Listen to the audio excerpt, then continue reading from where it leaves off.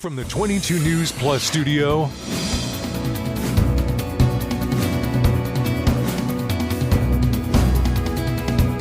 this is 22 News in Focus with Patrick Berry.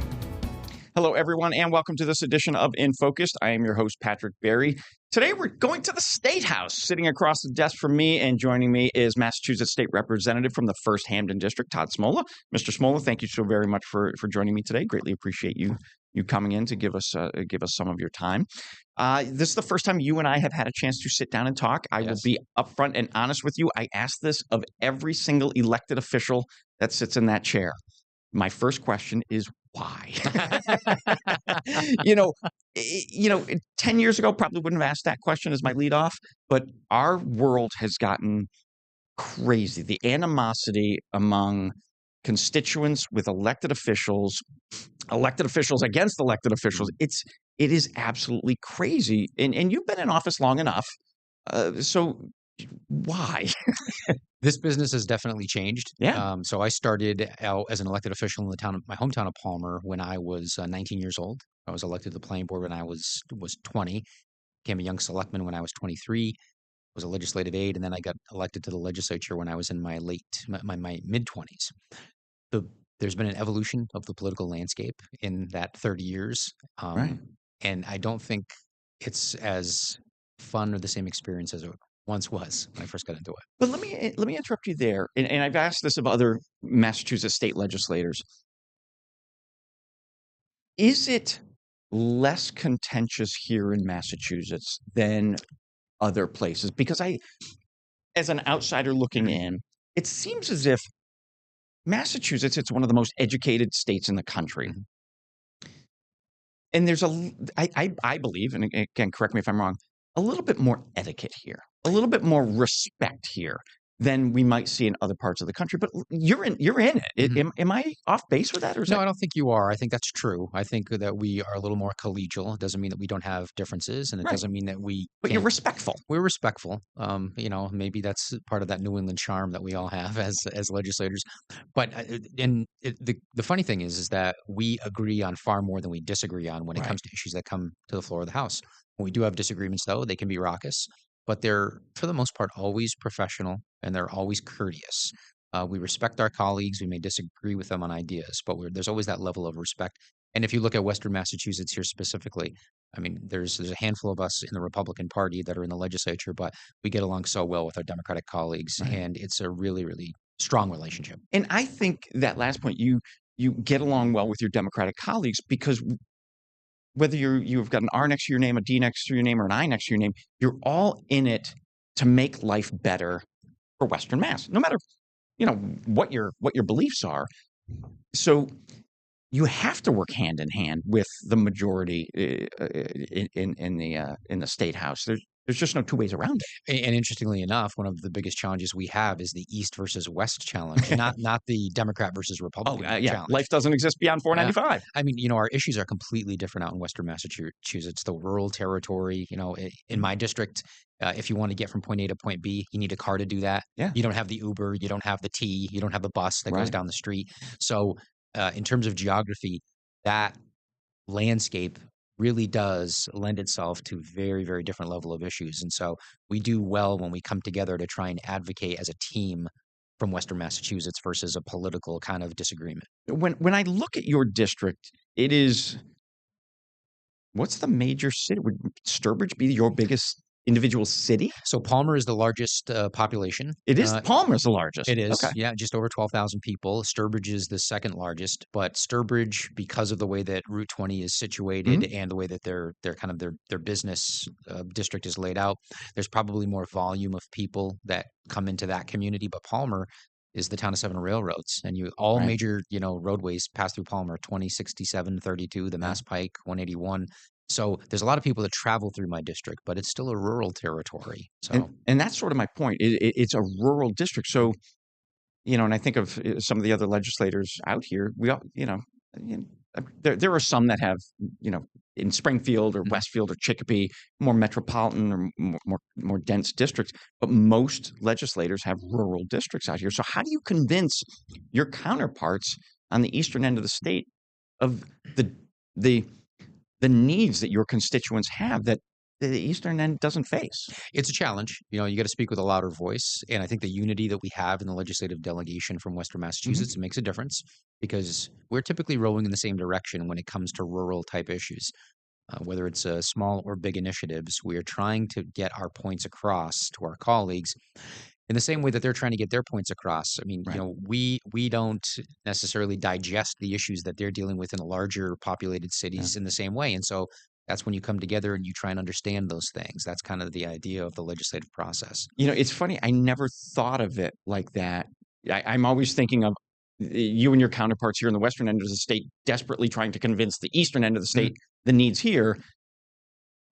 But similarly, we don't understand their needs too. It's very true. One of the things that we always hear about is like the MBTA. Yeah, And the things in Western absolutely. Massachusetts, people hear about, oh my God, all this money that's going to the MBTA, Right. it's coming out of our tax dollars. And we get frustrated with those dollars. Absolutely.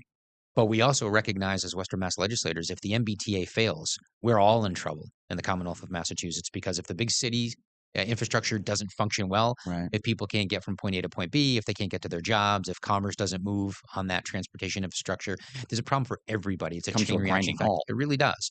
So there's a balance between those two things. And one of the biggest challenges that we have is trying to get this idea of equity across to our Right. colleagues in Eastern Massachusetts. And it's a fight. But it's always a respectful fight. But we make our case the best we can. We are up on our first commercial break. Stay with us. We've got plenty more to come. We're back after this. This is 22 News in Focus with Patrick Berry.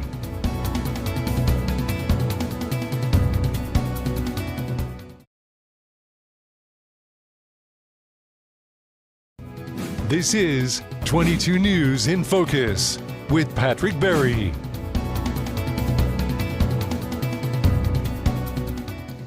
Welcome back, everyone, to this edition of In Focus. We're here in the 22 News Plus studios. I'm very honored to be joined across the desk today by Massachusetts State Representative Todd Smola. Todd, thank you very much for joining me. When we went to break, you explained the thing I think, and I admitted it, it's things that I don't think about the needs of the eastern end of the state. I'm always of the mindset they need to think more about us, but we also need to think more about their needs. Like you talked about the MBTA and and my daughter who lives in Medford will complain that Green Line never runs, but to your point, if mass transit in the eastern end of the state isn't operating at peak efficiency, then the economy comes to a screeching halt. So I want to ask you, because your district will probably, in my mind, be most impacted by the East-West Rail. Yes. What are your thoughts on East-West Rail? Well, just so that you know, Patrick, we call it the West-East Rail. West-East Rail. I know Meredith's going to kill me for calling it East-West. Right. It's extremely important. I mean, Palmer at one time was known as the town of 7 railroads. It actually still is, just from a historical standpoint. Right. And as we had talked about in the first segment, all roads really lead through Palmer, and that includes the rail lines. Right. It's something that's been talked about for decades. As a matter of fact, when I was on the Board of Selectmen, 20 years ago, over 20 years ago, this was a hot topic then. It's taken a little bit of time in order to get here, but like I think, anything. yeah, the state sees the value in the investment of expanding West-East Rail, and it comes down to a couple of different things. One of the primary issues that the governor talked about in the State of the State address last night was our lack of housing in the Commonwealth of Massachusetts. So when you get to the more populated cities, right, everybody is kind of crowded into the same spot, but those folks can't necessarily afford to just live in that territory. Yeah. So the idea that you can get people from more rural parts of the Commonwealth into the major cities is extremely important, and rail is one of those ways to do it. So the proposal that we've got that's kind of sitting on the surface right now is the expansion of existing Amtrak services, and that includes a stop in Palmer, which we're very excited about. It's something we've advocated for a lot of years. And the administration has made a commitment to that, which is great. There's a location that's been settled upon. And I think that there's going to be, a lot of benefits that come with that. You're going to see Palmer in the territory, rural part of the Commonwealth, more attractive to people, right? People can have a house with open space and a backyard and trees and the environment, and then they can hop and on. Still get to downtown Boston. Exactly. To go to work. Yeah. And, one of the biggest, discouragements for people when they want to travel to the eastern part of the state is when you hop on the Massachusetts Turnpike, if it takes you 2 hours to get from point A to point B, it's like, why even bother? And, Yeah. I drive that all the time from my district, Mhm. and it gets discouraging after a while. So I think opening up this mode of transportation, particularly because it's going to be a public system, but at the end of the day, you're going to take people off the major highways. Right. That's a positive for everybody. So we're looking forward to the growth of the opportunity. And from an economic standpoint, you touched on it a little bit. The Palmer area will benefit from it. I think of all the businesses that will pop Yeah. up, and these are local entrepreneurs starting small businesses or improving and growing their small businesses Yes. that are in your district just because of the rail line. And my daughter lives in the Boston metro area. To your point, it's almost unaffordable. Yeah. And she's got a real good job, but prices are high. So moving closer to home, we're from Westfield, but moving closer to home and being able to commute in is it's a game changer for Yeah. her, and I'm sure a lot of people in her generation. It's opportunity. It's opportunity in the rural part of the Commonwealth, and it's a different type of living experience as well. Right. And I see that, in the work that I do at the State House. You come into the city, but boy, am I grateful when I leave the city and I come back to my district. Open space means something to us in Western A little Massachusetts. bit of fresh air. Yeah. Absolutely. And we were just talking before we started the first segment about, the rail trails. Mhm. And, people come out to our part of the Commonwealth for a reason. They like to see the seasons change. They like to Right. be involved in open space. Part of my district hosts the Quabbin Reservoir, which Mhm. is huge. Yeah. It's a huge, economic Recreational. driver. Yeah. It's a resource that, unfortunately touches a lot of people because they disincorporated four towns to create that water resource. But now we hold it sacred in our part of Right. the Commonwealth. And so, um, West East Rail, I think, is going to open up a lot of opportunity for rural part of the Commonwealth. Let's shift gears a little bit. What are some of your is some of your soapbox issues that you are always presenting at the State House? We see there's an evolution of those issues depending upon what's happening on the ground. Right now, Okay. it's energy. Affordable energy is huge. My role is a little different than most because I'm the ranking member of the Committee on Ways and Means. So the majority of the time that I spend is on the budget. So 90% of the bills that move through the legislature come through my committee because they have a financial component in one way or the other. We're going to be So starting that you're the process right guy. now. Well, I'm one of the guys, but I sit on all the conference committees. So at the end of the day, when the House and the Senate negotiate budget bills, it's the biggest thing that we do every single year. They select 3 people from the House and 3 people from the Senate that come onto a conference committee, and those 6 individuals negotiate a final budget document that goes before all the members and goes before the governor. I'm one of those 6 people. So So how do for those 3 and 3, is it like it can't be even Democrats, Republicans? So no, it's who not. how is it? So I'm the only Republican member from the House, Okay. and it's the chair of Ways and Means typically, and then the vice chair of Ways and Means, and then the ranking member, that's me, and then the same setup in the Senate, chair, vice chair, and then the ranking member. So there's 2 Republicans. But out of the 6 of us, it's a very intimate setting, Mhm. and it's a very important setting because you're away from the hustle and bustle of all the membership, where you have 200 members that Right. all have different interests from different parts of the Commonwealth. You hear those things out when each body talks about the budget, but again, we have to reconcile all those things. So the Senate has a very specific version, House has a specific version. We got to make both those versions work in one document. So it's tedious, it's cumbersome, but it's a fun experience. How frequently does that group of 6 meet?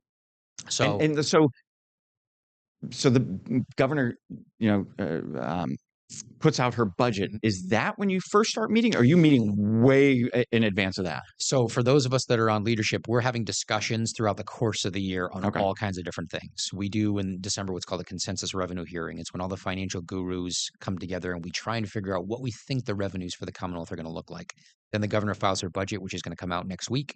And then we do a roadshow across the Commonwealth of Massachusetts. So the Committee on Ways and Means, we go to different parts of the state and we bring in different groups to talk about budget priorities and proposals. Then we debate our budget in April in the House. The Senate will debate their budget in May. But all throughout that process, we're having discussions, off the record discussions with each other about where we think the foundation of the budget is going. Then once the Senate does it, we actually come together as a group of 6 that get officially appointed. And then we sit in a room around a table just like this and we hash it out. Really? Yes. So it's I have to be honest, it's I know it's a lot of work, but it's a much simpler process than I thought. I thought it was much more involved, unless you've just made it very sound easy. Well, let's Dumbed it say, down for me, and I appreciate it. well, I won't use the terminology dumb it down. Maybe simplify it is Okay. probably a better way to put it. There's a lot to it. There's no question about it because when you consider it's the biggest document that we do, Mhm. we talk about a lot of the surface issues that are most important: local aid, Chapter 70, Chapter 90. Our roads and our bridges, our education. All these things are important. Those are 4 issues out of 4,000. Oh, That absolutely. are in Yeah. the budget. And we have to talk about every single one of those things. We have to Wow. reconcile as a group of 6 every comma, every period, every single letter and word in the budget, so that it's one common document that comes together. And that common document, once we come up with it, we present it to the membership, and it's one up or down vote. You either accept it all or you reject it all. So Wow. it's a lot of weight for the conference committee. It's a great experience for the conference committee, and I've done it for I think about 8 years now, and I've served on every budget conference committee, and not just the annual budget, but what we do throughout the course of the years, we do supplemental budgets. So these are smaller Okay. versions Right. of budgets that we fill in the blanks about money that needs to be moved around. So it's really interesting to see it from that point of view, Okay. inside the room versus Right. being outside of the room. Fantastic. But we are up on our second commercial break. We have plenty more to come, so stay with us. We're back in a moment. This is 22 News in Focus with Patrick Berry.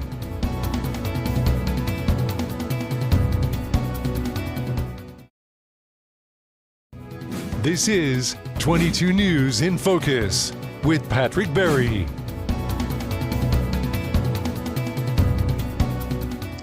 Welcome back, everyone. Today in the 22 News Plus studio, I have State Representative Todd Smola sitting across the desk from me. He's from the 1st Hamden District. Mr. Smola, thank you so very much for joining me. When we went to break, we were talking about the budget and how it all comes together. Got to ask you the question about earmarks, because you said, you think about the handful of things, but there's thousands of other things in that budget, plus the earmarks. Yes. How do you deal with all that? Why, if somebody says, all right, we just want to fix the roads, but somebody else throws in, well, we want to fix the roads, but we want to add this under that bill. How do you deal with all that? Yeah, it's a process. I mean, if you consider that you've got in the House of Representatives, you get 160 members. They're all from different pocket of the Commonwealth. Right. They represent a very unique territory, from the Berkshires to Cape Cod and everything in between. They deal with different issues. When you look at the budget, people utilize earmarks as a tool in order to be able to bring back resources to their district. Every legislator has pursued earmarks at one time or another. Are they good things? Yeah, they are very good things for individual districts, but you don't always have the money to do them, right? Right. So, what we like to say, especially being a member of the minority party, is when there is a way to pursue those resources and you can reasonably balance them and everything else that you're doing in the budget, we all have parochial issues. That's what we do. That's what we're there for. Sometimes, though, those earmarks go above and beyond what we Right. should really be spending, and that's where you have to exercise some judgment. So why not? This is probably, I'm not the first person to ask this question. Why not just have a line item in the budget that just says earmarks and keep everything else neat and clean? Because what happens at the end of the day is all of those earmarks are under different categories for a reason. So I'll give you a quick example, right? If I go in there and I'm looking for an earmark to get a new fire truck, right? That earmark has to be facilitated through a specific department of state government. If the next legislator comes in and they do an earmark for, let's say, building a park in their downtown area, that goes to another agency of the state government. So that money has to be facilitated very specifically through administration of finance and the state agency that oversees that money. And the reason we do that is so that there is some level of oversight. So if I walked into the legislature today and I said, "Hey, man, I want $1 million in order to build a new gazebo in downtown Palmer," if I just got a check and said, "Here, Palmer," and then Palmer says, "Oh, you know what I'm going to do? I'm going to take that $1 million and I'm going to spend it on something else." It's got to stay within the parameters of the intent of Right. what the Well, earmark that is makes all about. sense. Yeah. And that's why there has to be oversight. But you can't get one entity in state government to oversee every single earmark that deals with all these different issues in these different categories. So that's why you'll see earmarks, they get framed up in different pockets of the budget. They're not just in one line item. Okay. Now, could you do it in one line item and then structure it in a way where it got dispensed to other agencies? You probably could, but it'd make it a heck of a lot more complicated. Oh, really? Process. Yeah. Okay. You mentioned and brought up the term oversight a number of times. Our state controller is that's what they do. They do oversight. Yes. But in the fall 2024 election, there was a ballot initiative giving the controller a different, I'm trying to think of the phrase, a different approach to managing oversight. Explain what's going on at the State House. So basically, what the Diana DeZoglio, who is the state auditor, she's a former legislator, former senator, former Do we have a controller and auditor, same thing? Yeah. Well, I guess it depends who you ask. Okay. Some people might call her that. But she was behind a ballot initiative that went to the people across the Commonwealth of Massachusetts and said, hey, I should have the power to audit the legislature. Now, you can't necessarily give the auditor the power directly. I think that's what one of the disputes are going on right now, is that whether or not you can give the auditor, who's a constitutional officer, that authority at the ballot to audit the legislature. Having said that, I think it would behoove the legislature to work with the auditor to give her the ability to do that oversight. We should hide nothing from the public. Right. So the Senate and the House should be completely open with an audit. And if the auditor wants to go down that path, I think it's a really smart move. And the people of Massachusetts voted for it. So you had 72% of people at the ballot that said, yes, we think this is a good idea. And we are public elected officials. We should hide not a penny from the public. Right. And all she wants to do is get that information out there through the process and what her office does. I think it's a good thing. I think the legislature should embrace the idea. If there is this technical question about what kind of authority she has, and it's all tied into the law, there's a way that we can work around. There's that. A mechanism. There is for clarifying what her role is and what or the position can do, and we can cooperate and we can get it out there. She wants to look at the books. I say, as public officials, we should hide it. Not a single thing. And I think it goes back to the overwhelming public constituent voter support of that is the history of Massachusetts. You go back to the Mass Turnpike Authority, historically the MBTA, there have been organizations that have, no-show jobs, picket, so, and I don't know whether that's still the case today, but I think that was the overwhelming reason why voters voted for it, was the historical problems that the state has had. We started the conversation about why. Why do you get into this business? Why do you do this? And you can see the evolution of people getting more and more frustrated with government. Why don't we try and eliminate some of that frustration? If you see a ballot question like this that says, hey, let's audit the legislature, and the public is screaming for, 72% support, right. Why aren't we doing everything we possibly can to open that door and say, you know what, public, we should be giving you this information and working with the auditor.